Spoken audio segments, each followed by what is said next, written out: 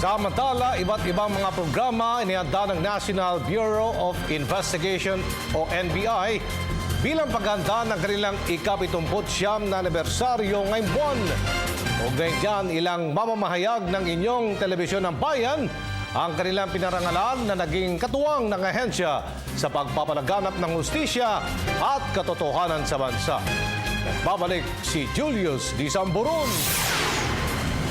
Ipinagdiriwang ngayong buwan ng National Bureau of Investigation ang kanilang ika-79 na taong anibersaryo. Kaya nga ba maraming programa ang inilatag ng NBI para sa pagdiriwang na ito. Ayon kay NBI Director Attorney Virgilio Mendez, kabilang sa kanilang pinaghahandaan ang paglulunsad ng bagong NBI Wall of Honor na mula sa mga fallen heroes ng ahensya, NBI Firing Range at ang premiere showing ng Examined Life. Malalaman nila kung ano ang nagawa namin, ano pang dapat gagawin namin, kung saan ba kami nagkulang, saan ba kami dapat improve. So, this is a time for reckoning and trying to assess what we have done.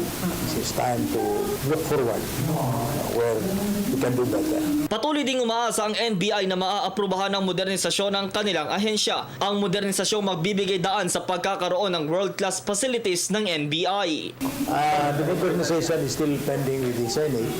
I believe there was already a sponsorship bill, and we are still hopeful that Senator Coco Pimentel will pursue now the plenary hearing of this bill. Naka-alerto din ng NBI para sa nalalapit na APEC Summit. Nakikita din niyang ang APEC ang magsisilbing daan para sa pagpapalakas ng NBI law enforcement ng Pilipinas at karatig bansa sa Asia. Remember, if we will be talking about transnational crimes, it's already borderless. Wala nang boundary ito eh. Kung meron kang mga concerns na ipaabot mo sa kanila, mabilis ang reaksyon nila.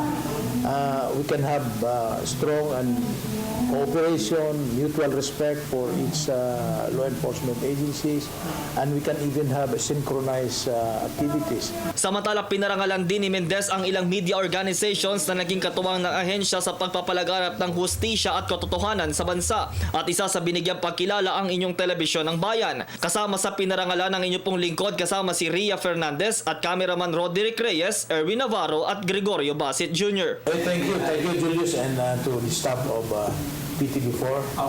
We thank the management for always giving time for us. Sa ika-79 na anibersaryo ng National Bureau of Investigation, tiniyak ni Director Mendez ang patuloy na pagbibigay serbisyo sa publiko at ang agad na ikalulutas ng mga kaso na hinahawakan ng ahensya. Para sa Telebisyon ng Bayan, ako si Julius D. Samburon.